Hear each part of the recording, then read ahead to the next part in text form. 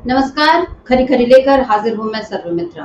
भारतीय कुश्ती महासंघ के पूर्व अध्यक्ष और बीजेपी के पूर्व सांसद और अभी भी बीजेपी के नेता बृजभूषण शरण सिंह को दिल्ली हाईकोर्ट से बड़ा झटका लगा है। आपको बता दूं कि ये झटका उन्हें लगा है महिला पहलवानों से कथित यौन उत्पीड़न के आरोप में, क्योंकि निचली अदालत ने बृजभूषण शरण सिंह पर मामला चलाने की शुरुआत कर दी थी। उन पर मुकदमा चल रहा था और वो उसके खिलाफ दिल्ली हाईकोर्ट पहुंचे थे। उनका कहना था कि उनके खिलाफ जितने भी मामले हैं वो सब वापस लिए जाएं, जिसको लेकर दिल्ली हाईकोर्ट ने उन्हें फटकार लगाई और उन्हें कहा कि आपको इतने देर से यहाँ आप क्यों आए हैं और इसका क्या मतलब है। आपको मैं बता दूं कि जस्टिस नीना बंसल की बेंच ने इस याचिका को, बृजभूषण शरण सिंह ने जो याचिका दायर की, उसको उन्होंने परोक्ष तरीका यानी ऑब्लिक वे बताया। हालांकि जज ने इस शब्द को परिभाषित नहीं किया है कि इसका मतलब क्या है, वो परोक्ष तरीका क्यों कह रही हैं इस याचिका को, लेकिन इसका मतलब ये बताया जा रहा है कि कोर्ट पर किसी तरह से दबाव बनाया जा रहा था कि बृजभूषण शरण सिंह के खिलाफ जो मामले हैं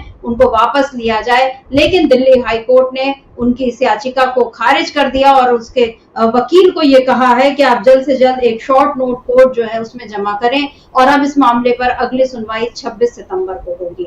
बृजभूषण शरण सिंह काफी कद्दावर और रसूखदार, कद्दावर तो नहीं कहना चाहिए लेकिन दबदबे वाले नेता हैं यूपी के, और उनके दबदबे का असर तो इसी से समझा जा सकता है कि देश की महिला पहलवान जो नामी गिरामी कई वैश्विक मंचों से जिन्होंने बहुत सारे पदक हासिल किए, उन लोगों ने जब ये आरोप लगाए कि हम पे हमारा यौन शोषण किया गया है और इसके आरोपी ये हैं और इन पर मुकदमा चलाया जाए, तो पहले तो इस मामले में एफआईआर दर्ज करने में पुलिस को काफी देरी हुई। लेकिन जब सुप्रीम कोर्ट की दखल हुई उसके बाद जाकर बृजभूषण शरण सिंह पर मामला गया, लेकिन उसके बाद भी बीजेपी ने उसको बीजेपी से हटाया नहीं, कोई सदस्यता निलंबित नहीं हुई। और आलम यह है कि इस बार के लोकसभा चुनाव में उसके बेटे का उनको टिकट दी गई और वो सांसद बन चुके हैं। यानी कहीं ना कहीं बीजेपी ये बताने की कोशिश कर रही है कि महिला पहलवान जो लगातार जंतर मंतर पर बैठी, जिन्होंने अपने पदक बहा दिए, जिनमें से जैसे साक्षी मलिक जैसे महिला पहलवानों ने ये घोषणा कर दी कि अब वो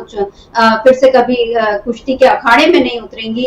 विनेश फोगाट ने काफी दम दिखाया, उसके बाद ओलंपिक में उनके साथ जो नाइंसाफी हुई, सारे किस्से आपको मालूम है, मुझे यहाँ दोहराने की जरूरत नहीं है। बहुत कुछ हुआ महिला पहलवानों के साथ, लेकिन उसके बाद भी उन्होंने हिम्मत नहीं हारी। लेकिन बृजभूषण शरण सिंह की हिम्मत देखिए कि वो दिल्ली हाईकोर्ट पहुंच गए ये कहते हुए कि मेरे खिलाफ जो मामला है उसको वापस लिया जाए, और शायद इसीलिए जज नीना बंसल को ये कहना पड़ा कि ये परोक्ष तरीका है, यानी कहीं ना कहीं से दबाव बनाया जा रहा है। अब सवाल ये है कि ये दबाव किसकी शह पर बनाया जा रहा है, किसकी सरपरस्ती में यह दबाव बनाने की कोशिश की गई है, क्योंकि राष्ट्रपति द्रौपदी मुर्मू तो कल कह चुकी हैं इनफ इज इनफ। आप जानते हैं कि बंगाल मामले में जाकर राष्ट्रपति मुर्मू को डर लगने लगा, निराशा होने लगी कि आखिर हम किस तरह के भारत में जी रहे हैं, यहाँ की महिलाएं कितनी असुरक्षित हैं। हालांकि जब राष्ट्रपति ये कह रही थी उसी समय फर्रुखाबाद, यानी जो यूपी का जिला है फर्रुखाबाद, वहां के एक गांव में 2 नाबालिग लड़कियों को उनको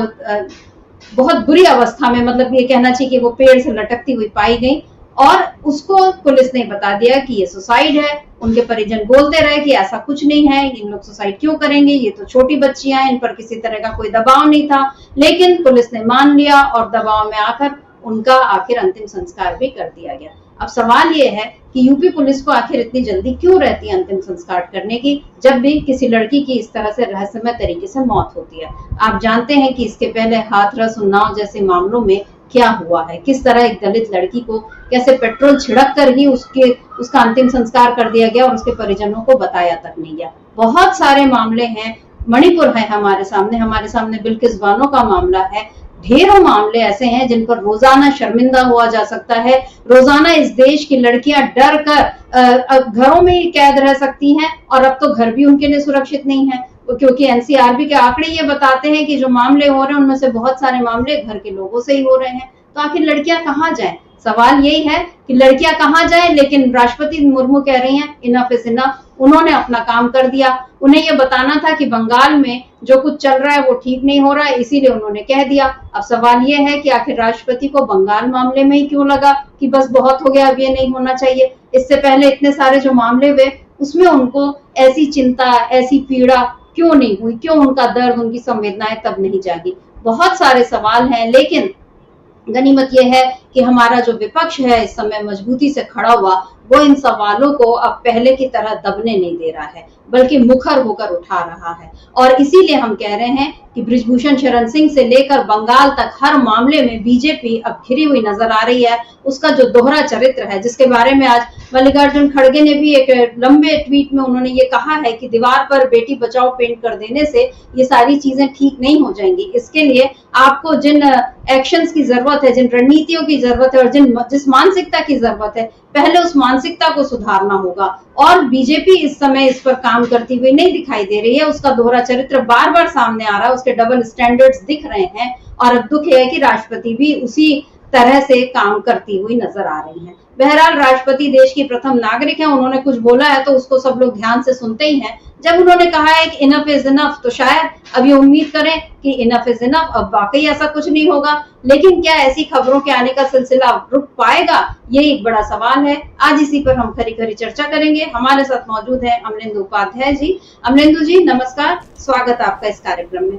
अमलेंदु जी, कल राष्ट्रपति महोदय बोलती है इनफ इज इनफ, लेकिन उनके उन्होंने जो बातें बोली, जो पीटीआई के एडिटर्स के साथ उनकी चर्चा है, उसके अलावा उनका एक लेख है, सब में उन्होंने निर्भया से लेकर बाकी और बहुत सारे सही सवाल भी उठाए हैं। लेकिन बात यही है कि ये सारे सवाल उनको मणिपुर पर क्यों नहीं याद आए। मतलब अगर वो पहले बोल देती इनफ इज इनफ, तो शायद आज मोदी जो है हमको मणिपुर जाते हुए दिखाई देते, लेकिन वो नहीं गए। इधर अभी फर्रुखाबाद का जो मामला हुआ है, ये भी एक बड़ा अजीब सा मामला सामने आया, जिसमें अभी तक ऐसी कोई बात नहीं दिख रही है, मतलब पुलिस के हिसाब से कि कुछ गलत हुआ है इन लड़कियों के साथ, छोटी बच्चियों के साथ। लेकिन फिर भी 2 लड़कियां पेड़ से लटकी हुई पाई जाती हैं। और क्या इस मामले को इतने आसानी से रफा दफा किया जाना चाहिए? इस पर राहुल गांधी ने कुछ जरूरी सवाल आज उठाया है। क्या लिखा है राहुल गांधी ने, पहले उस पोस्ट को हम देख लेते हैं।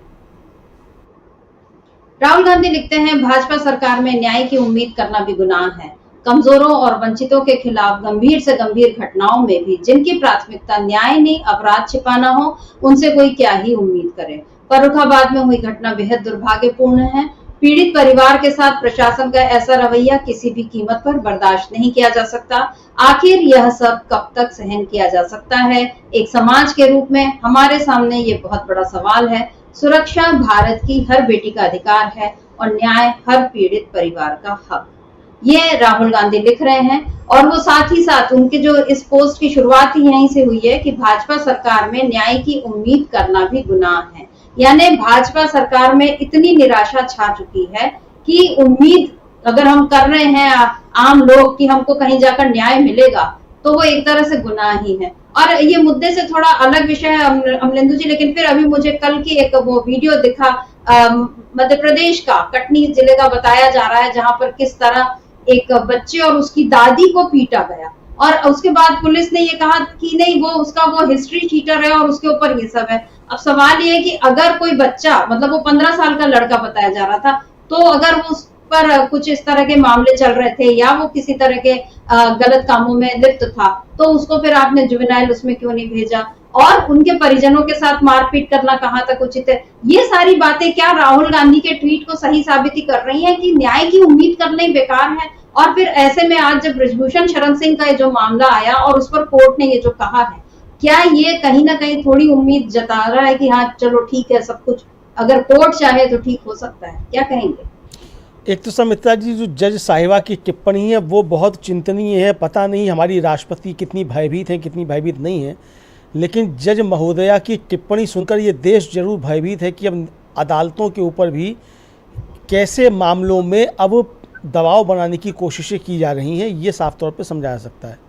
क्योंकि जज साहिबा का साफ कहना है कि ये एक तरीके से दबाव बनाने की कोशिश है। और जाहिर सी बात है कि अदालतों के ऊपर दबाव कौन बना सकता है समित्रा जी? मतलब सरकार के ही लोग बना सकते हैं, और तो कोई अदालतों के ऊपर दबाव बनाने की स्थिति में तो कोई नहीं है। तो बृजभूषण सिंह के मामले में और समित्रा जी, इसका भारतीय जनता पार्टी जो घिरी हुई नज़र आ रही है, हम लोग जो कह रहे हैं वो घिरी हुई अब इसलिए भी नज़र आ रही है कि हरियाणा के चुनाव की घोषणा हो चुकी है। अभी तक तो 1 अक्टूबर को होने, हो सकता है आगे टाल दिए जाएं, लेकिन घोषणा तो हो चुकी है 1 अक्टूबर को हरियाणा में चुनाव है। और ऐसे चुनाव शुरू होने के बीच अगर बृजभूषण शरण सिंह हाईकोर्ट पहुंचते हैं और हाईकोर्ट की ये सख्त टिप्पणी आती है कि दबाव बनाने की कोशिशें की जा रही हैं, तो समझा जा सकता है कि भारतीय जनता पार्टी किस तरीके से बेनकाब हुई और किस तरीके से घिरी हुई है। सिर्फ ब्रजभूषण शरण सिंह का या महिला पहलवानों का ही मसला नहीं है, फर्रुखाबाद की घटना का भी जो आपने जिक्र किया वो भी ये साफ तौर पे जाहिर करता है कि भारतीय जनता पार्टी किस तरीके से घिरी हुई है और किस तरीके से भारतीय जनता पार्टी का जो दोहरा रवैया या दोहरा चरित्र है वो उजागर हो रहा है। विपक्ष इसको लेकर लगातार सवाल उठा रहा है। राहुल गांधी ने फर्रुखाबाद की घटना को लेकर जो ट्वीट किया और जो उन्होंने सवाल उठाया कि आखिर कब तक जो है वो दलित पिछड़े वंचित जो हैं उनके साथ इस तरीके का अन्याय होता रहेगा और न्याय नहीं मिलेगा तो क्या न्याय मिलना भारतीय जनता पार्टी शासित राज्यों में दूर की कौड़ी हो गया है, ये राहुल गांधी का सवाल है। और समित्रा जी, ये सवाल अब लगातार पूछे जा रहे हैं कि चूँकि कहीं भी जहाँ भी भारतीय जनता पार्टी की राज्य सरकारें हैं वहाँ इसी तरीके से किया जा रहा है। और मल्लिकार्जुन खड़गे का जो लंबा बहुत ट्वीट है, चूँकि ट्वीट बहुत ज़्यादा लंबा है, वो लगभग एक लेख की तरीके से, तो इसलिए उसका यहाँ दिखा पाना उस तरीके संभव नहीं। हालांकि सुबह जिन लोगों ने हमारी ब्रेकिंग देखी है उसमें हम लोगों ने वो दिखाया था, ट्वीट काफ़ी लंबा ट्वीट है। और वो यही बात कह रहे हैं कि सिर्फ बेटी बचाओ का दीवार पर पेंट करा देने से बेटियों को न्याय नहीं मिल जाएगा। सरकार को ये बताना चाहिए कि लड़कियों की सुरक्षा के लिए, महिलाओं की सुरक्षा के लिए सरकार ने पिछले 10 वर्षों में क्या कदम उठाए हैं। यहाँ तक कि जो मामूली सुविधाएं होनी चाहिए, जैसे सड़कों पे पिंक टॉयलेट्स का सवाल उठता है, हाईवेज पे पिंक टॉयलेट्स का सवाल उठता है, तो वो उसमें कितना देश आगे बढ़ा। स्वच्छ भारत अभियान के नाम पे अरबों रुपया खर्च कर दिया गया, लेकिन वो सारा रुपया जो था वो समित्रा जी प्रचार पे खर्च हुआ। अगर वही रुपया इस तरीके की चीज़ों पे खर्च हुआ होता, पिंक टॉयलेट्स बनाए जाते हैं, महिला सुरक्षा के लिए खर्च किए जाते, उसके कुछ दूसरे परिणाम आ सकते थे। इस पर सरकार बुरी तरीके से फेल हुई है। और खड़गे जी का कहना यह है कि भारतीय जनता पार्टी यानी प्रधानमंत्री नरेंद्र मोदी और उनकी पार्टी ने सिर्फ इतना ही नहीं किया कि अनदेखी की, बल्कि पीड़िताओं का चरित्र हनन करने की भी कोशिशें की, जो कि एक शर्मनाक कृत्य है। ये मल्लिकार्जुन खड़गे का कहना है। और समित्रा ये देखने में आ रहा है कि ब्रजभूषण शरण सिंह के मामले में भी यही हुआ। उन महिला पहलवानों का चरित्र हनन करने की भारतीय जनता पार्टी की जो टोल आर्मी उसकी तरफ से लगातार कोशिशें की गई। और सिर्फ टोल आर्मी की तरफ से नहीं, हमने देखा कि किस तरीके से जब विनेश फोगाट के साथ अन्याय हुआ ओलंपिक्स में, उस समय प्रधानमंत्री ने भी तुरंत से ट्वीट कर दिया कि वो हौसला बनाए रखें इस तरीके की, यानी तुरंत स्वीकार कर लिया कि हाँ उनको बाहर कर दिया जाना चाहिए ओलंपिक खेल से, जबकि उसमें प्रतिवाद दर्ज किया जाना चाहिए था। तो ये जिस तरीके से चीज़ें सब भारतीय जनता पार्टी के सामने आ रही हैं, तो भले ही ये झटका ब्रजभूषण शरण सिंह को व्यक्तिगत तौर पे हो हाईकोर्ट की तरफ से, दिल्ली हाईकोर्ट की तरफ से, लेकिन ये इसका प्रभाव भारतीय जनता पार्टी पर निश्चित तौर से पड़ेगा। और ये साफ तौर पे जाहिर करता है कि अब अदालतों के ऊपर भी ऐसे मामलों में दबाव बनाने की कोशिशें की जा रही हैं, और जो कि विपक्ष लगातार आरोप लगाता रहता है कि ऐसे मामलों में भारतीय जनता पार्टी जो शोषक होता है उसके पक्ष में खड़ी होती है। और इसीलिए राहुल गांधी न्याय का सवाल उठा रहे हैं। जी बिल्कुल, क्योंकि ब्रजभूषण शरण सिंह जब ये पहुंचे थे दिल्ली हाई कोर्ट, तो उन्होंने कहा कि उनके खिलाफ दर्ज एफआईआर, चार्जशीट और निचली अदालत द्वारा जो आरोप तय किए गए हैं उस आदेश को रद्द कर दिया जाए। मतलब ये हिम्मत है एक आदमी की जो इतने, मेरा ख्याल है पिछले साल जनवरी से ये पूरा सिलसिला शुरू हुआ है और कितना कुछ होता रहा हम लोगों ने देखा है। लेकिन इस देश में भी गजबी मतलब लोगों का रवैया है कि एक तरफ उन लोगों को, मतलब वो अगर वो विनेश फोगाट पदक ले आती तो बहुत सिर आंखों पर बैठाते, अभी नहीं लाई तब भी उनको लेकर जो बीजेपी समर्थक है उन्होंने जिस तरीके से ट्वीट किए और वो सब किए, ये कहीं ना कहीं ये बता रहा है कि लोग जो हैं उनके अब वो बीजेपी और कांग्रेस या बीजेपी वर्सेस दूसरी पार्टियां इस तरह से नजरिए से आप खेल को भी देख रहे हैं। और विडंबना देखिए अमरेंदु जी, आज ये खेल दिवस है और उसी मौके पर हम लोग ये बात भी कर रहे हैं। मतलब आज कायदे से ये होता अगर विनेश फोगाट भी स्वर्ण पदक या रजत पदक जीत आती ओलंपिक में, तो आज एकदम माहौल दूसरा होता। हम ये बोलते कि कितने सारे पदक हमारे पास आए, मतलब लड़कियों ने, मनु भाकर ने 2-2 ले लिए, इसके अलावा विनेश फोगाट ले ली, तो ये एक अलग ही मामला होता। लेकिन अभी जो कुश्ती संघ के जो अध्यक्ष हैं संजय सिंह, ये भी ब्रजभूषण शरण सिंह के करीबी हैं। मतलब ठीक है वो खुद नहीं बने अदालत के कहने पर कि उनको नहीं लड़ने दिया गया, लेकिन उन्होंने अपने करीबी को बना दिया। बहुत सारे तरीके हैं अपनी होल्ड बनाए रखने के।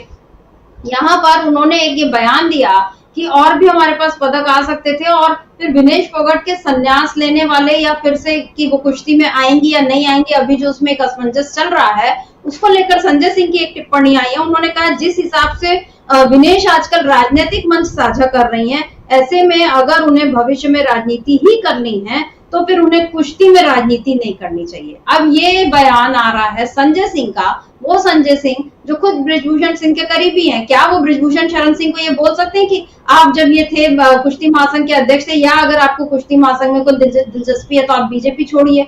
ऐसा तो वो उनको नहीं बोल सकते।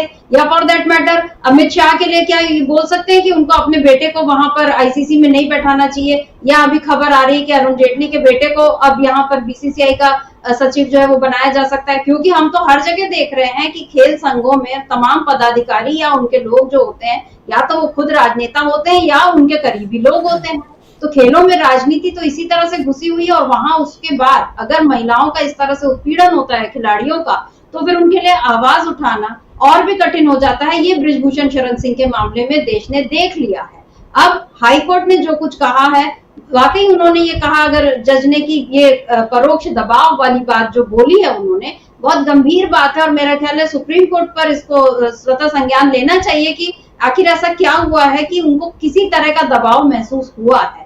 इधर ये दबाव की बात चल रही है अमलेंदु जी, उधर हम जो यूपी की भी बात कर रहे हैं, क्योंकि बीजेपी उसके जो चेहरे हैं वो खुलकर अब सामने आते जा रहे हैं। मोदी भी बहुत उन्होंने चुनिंदा तरीके से महिलाओं के ऊपर बात की। प्रज्वल रेवन्ना के लिए वो खुद वोट मांगने जाते हैं, और उधर महाराष्ट्र पहुंचते हैं तो वो कहते हैं कि नहीं, महिलाओं के साथ अगर ऐसा होता है तो वो गलत है और मैं उनको न्याय दिलाने के लिए खड़ा रहूंगा। लेकिन उनके 11 साल हो गए उनको खड़े रहे, लेकिन महिलाओं को न्याय मिलता तो नहीं दिख रहा है। और अब एक बार फिर फर्रुखाबाद का ये जो मामला सामने आया है, इसमें प्रियंका गांधी और अखिलेश यादव दोनों के ट्वीट आए हैं। क्या है वो ट्वीट, देख लेते हैं।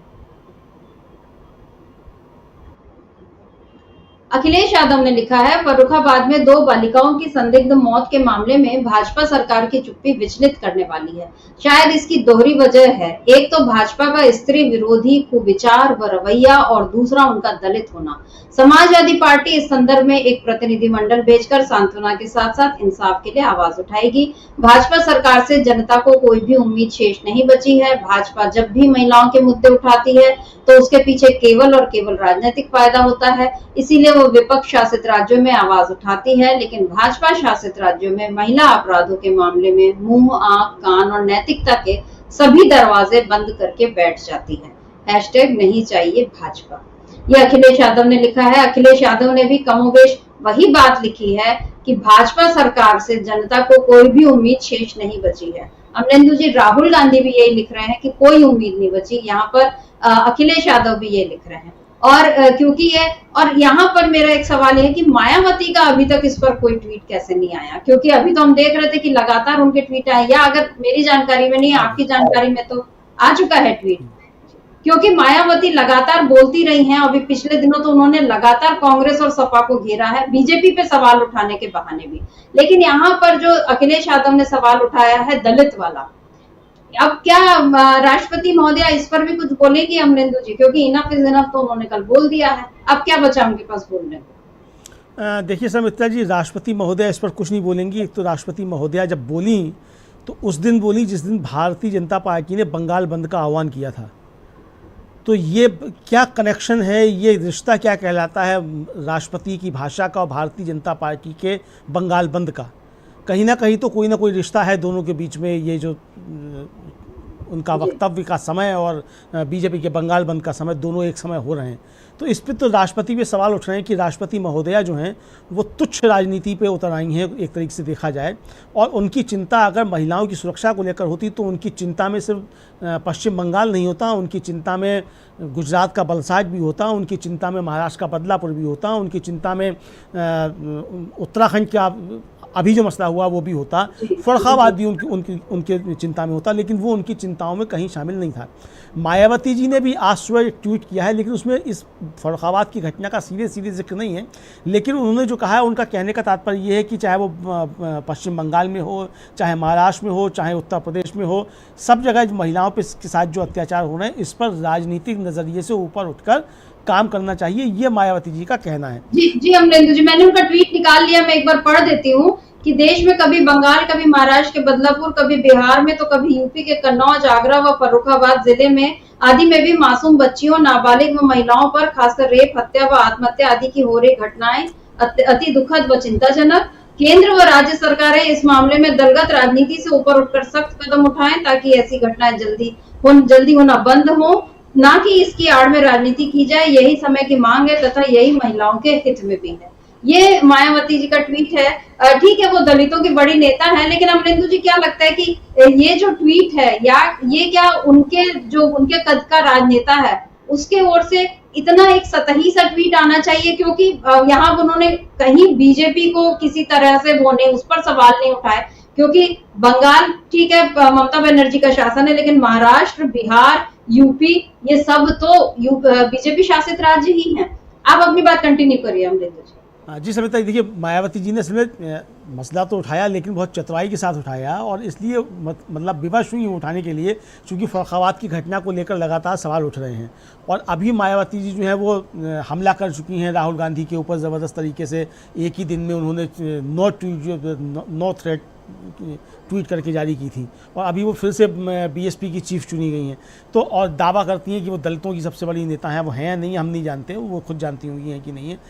लेकिन चूंकि अब सवाल उठते हैं कि मायावती जी फर्रुखाबाद की घटना पे भी चुप हैं और ऐसे में बंगाल की बात भी चल रही है, तो उनको एक बैलेंस वाला रुख अपनाना था, तो उन्होंने अपनाया। लेकिन चलिए, वो शुक्रिया बनता है उनका कि कम से कम वो भी फर्रुखाबाद का शब्द उनके ट्वीट में आया। लेकिन इधर जो समिता जी जो भारतीय जनता पार्टी कर रही है उसका चेहरा बेनकाब हो रहा है कि आपको जो है वो बंगाल की घटना दिखाई पड़ रही है, लेकिन फर्रुखाबाद की घटना पर बीजेपी के किसी नेता का कोई बयान मैंने कम से कम नहीं देखा। आज योगी आदित्यनाथ जो थे वो आगरा में थे, और उनका मैं देख रहा था, वो खबर आ रही थी कि वो कह रहे हैं कि समाजवादी पार्टी को महिला उस पर बोलने की क्या आवश्यकता है, वो कलकत्ता की घटना पर नहीं बोले। आप उत्तर प्रदेश के मुख्यमंत्री हैं, यहाँ क्या हो रहा है, आप क्या बोले हैं? सवाल तो आपसे होंगे ना कि आप क्या कर रहे हैं। बंगाल की घटना जो इस पर तो राष्ट्रपति भी बोल चुकी, ममता बनर्जी तो वहाँ प्रदर्शन कर चुकी सड़क पर उतर के। आप ही कम से कम फर्रुखाबाद की घटना को लेकर प्रदर्शन कर लीजिए, जैसे ममता बनर्जी ने किया। तो ये सवाल मतलब कुल मिलाकर समिता जी यही है कि भारतीय जनता पार्टी ऐसे गंभीर मसले पर भी ओछी राजनीति उतर आती है। विपक्ष का ये आरोप है, और ये कहीं ना कहीं सच होता हुआ दिखाई पड़ता है कि जब आपका सिलेक्टिव जो है अप्रोच होती है ऐसी घटनाओं पे। आपको बंगाल का जो है आरजी कर मेडिकल कॉलेज दिखाई पड़ता है, लेकिन बदलापुर आपको दिखाई नहीं पड़ता है, जहाँ 3 दिन के बाद एफआईआर दर्ज होती है। आपको वलसाड गुजरात का दिखाई नहीं पड़ता है, आपको उत्तराखंड दिखाई नहीं पड़ता है। अंकिता भंडारी उत्तराखंड की जो है उसके जो अपराधी हैं उनको अभी तक उन पर क्या कार्रवाई हुई, भारतीय जनता पार्टी इस पर कुछ नहीं बोलती है।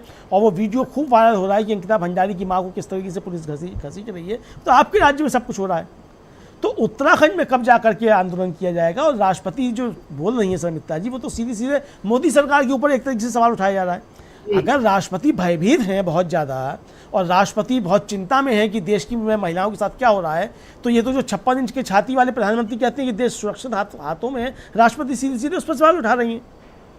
और समिता जी आप देखिए कि राष्ट्रपति के इस बयान को जब दुनिया सुनेगी, वो किस रूप में देखेगी, भारत की क्या छवि बनेगी? तो राष्ट्रपति को कम से कम भारतीय जनता पार्टी की ओछी राजनीति का टूल नहीं बनना चाहिए।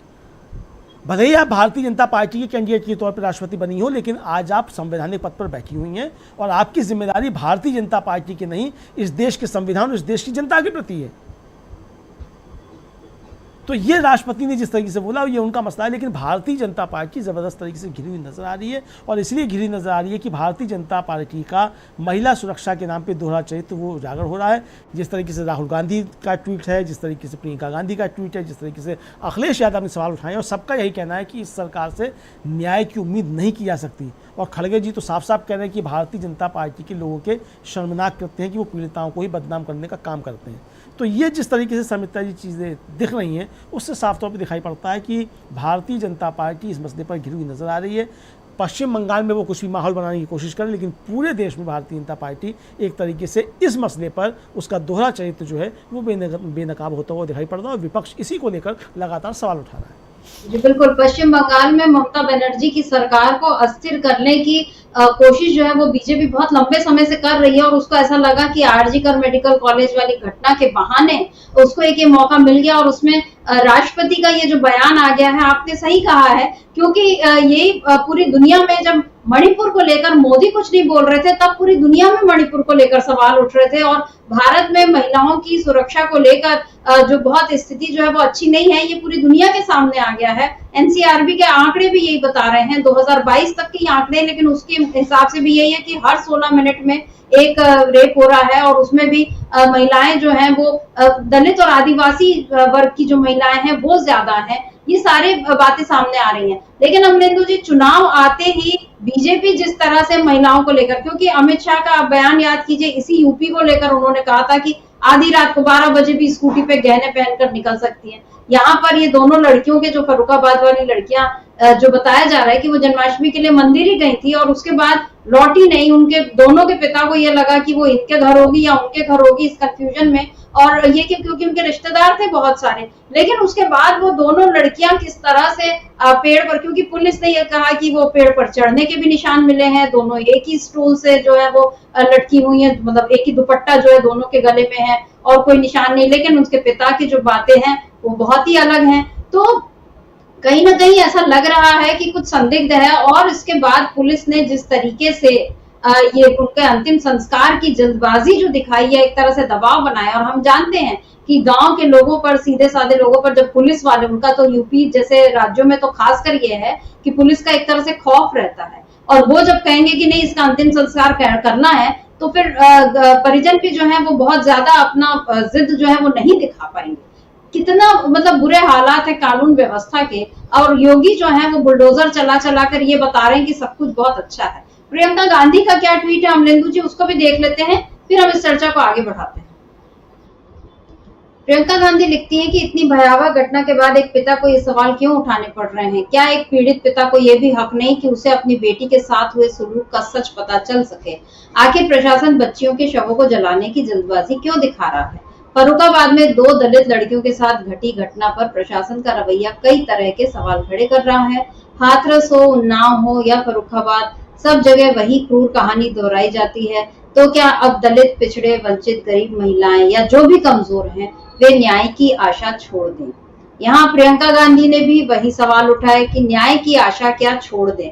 अमरेंदु जी, क्या इस देश में अब हालत, या जो राष्ट्रपति ने लिखा कि मैं बहुत निराश हूँ, क्या वाकई इतना निराशा का माहौल बन गया है? और क्या राष्ट्रपति को यहाँ पर अपने लेख में मोदी सरकार से सीधे सीधे इस पर यही नहीं कह देना चाहिए कि आप कुछ नहीं कर सकते तो इस्तीफा ही दे दीजिए, ताकि लोगों को लगे कि कोई दूसरा सक्षम आकर बैठे जो इस निराशा के माहौल को दूर करे? जब बड़े बड़े राजनेताओं को ये दिख रहा है कि बहुत निराशा हो रही है और न्याय कहीं से मिल नहीं सकता, आम आदमी की क्या बिसात? राष्ट्रपति तो खुद तीनों सेनाओं की, जो सशस्त्र सेनाओं की सर्वोच्च कमांडर हैं, जब वही बोल रही कि मुझे डर लग रहा है, तो फिर बाकी लड़कियां कहाँ जाएंगी अमरेंदु जी? मित्रा जी, राष्ट्रपति महोदया की चिंता अगर राजनीति से परे हटके है, जैसा कि हम लोगों को लगता है कि वो राजनीति से परे हटकर नहीं है, लेकिन अगर राजनीति से परे हटकर हो, वास्तव में वो चिंतित हैं और बहुत ज़्यादा भयभीत हैं, तो ये सीधा सीधा फिर मोदी जी के ऊपर और बीजेपी की जो सरकार है उसके ऊपर हमला है सीधा सीधा। और इसका मतलब फिर राष्ट्रपति क्या इस हद तक जा सकती हैं कि मोदी सरकार को बर्खास्त करें? हमें पता नहीं कि वो जा सकती हैं कि नहीं जा सकती हैं, या उनकी चिंता सिर्फ बंगाल को लेकर है, जो उनकी चिंता जो है सिर्फ वो बंगाल को लेकर है या किसको लेकर के है, ये हम नहीं अभी तक कह सकते कि कहाँ है। लेकिन जो सुमित्रा जी, जो राष्ट्रपति की चिंताएं हैं वो अपनी जगह एक तरफ अलग हैं, लेकिन जिस तरीके से तमाम नेता सवाल उठा रहे हैं कि भाई आप अब दलितों, वंचितों को न्याय मिलना अब दूभर हो गया। और आपने जिस कटनी की घटना का जिक्र किया सुमित्रा जी, वो कटनी की घटना भी, उसमें वहाँ के जो DYSP हैं उनका बयान आ गया है कि साहब वो घटना पे अभी तक किसी ने शिकायत दर्ज नहीं की, तो इसलिए हमने उस पर कोई कार्रवाई नहीं की, जब कोई शिकायत आएगी तब उस पर कार्रवाई करेंगे। यानी कि एक दलित महिला के साथ उसके पोते के सामने उसकी पिटाई की जाती है और पोते के सामने उस दलित महिला की पिटाई की जाती है, और उस पर डिप्टी SP साहब कह रहे हैं कि अभी तक इस पर किसी ने शिकायत नहीं की, इसलिए हम इस पर कोई कार्रवाई नहीं की। तो यानी अब कार्रवाई तभी होगी जब शिकायत होगी। तो क्या पुलिस जो है वो सब मामलों में इसी तरीके से कार्रवाई करती है? फिर तो सोशल मीडिया पे जो तमाम तरीके से जो कार्रवाई करती है पुलिस, वो नहीं करनी चाहिए फिर तो, जब तक कि कोई शिकायत नहीं हो। तो ये वहाँ भी सरकार भारतीय जनता पार्टी की है, मध्य प्रदेश में, कटनी मध्य प्रदेश में ही आता है, जबलपुर के पास में है। तो वहाँ की घटना, तो इसको लेकर के जिस तरीके से चीज़ें, तो सब जगह सर मित्रा जी जहाँ जहाँ भारतीय जनता पार्टी शासित राज्य हैं वहाँ इस तरीके की घटनाएं लगातार हो रही हैं। और लगातार घटनाओं में जो दुखद पहलू है वो ये है कि पुलिस प्रशासन ऐसी घटनाओं को या तो दबाने की कोशिश करता है, या फिर जो खड़गे जी कह रहे हैं कि भारतीय जनता पार्टी के लोग, मोदी जी और उनकी पार्टी के लोग पीड़िता का ही चरित्र हनन करने पर उतर जाते हैं, जो कि एक शर्मनाक कृत्य है, ये देखने को मिलता है। तो यहाँ समझता ही देखना ये कि भारतीय जनता पार्टी क्यों ब्रजभूषण सिंह के साथ खड़ी होती है, भारतीय जनता पार्टी क्यों कुलदीप सेंगर के साथ कंधे से कंधा मिलाकर खड़ी होती है, भारतीय जनता पार्टी क्यों स्वामी चिन्मयानंद के साथ खड़ी होती है। ये ऐसे सवाल हैं जो भारतीय जनता पार्टी से लगातार विपक्ष पूछ रहा है, और भारतीय जनता पार्टी के पास इन सवालों के अभी तक तो मुझे कोई जवाब दिखाई नहीं पड़े। बजाय इसके कि वो इनके जवाब दे, भारतीय जनता पार्टी बंगाल में जाकर के ऊधम मचा रही है, कानून व्यवस्था अपने हाथ में ले रही है।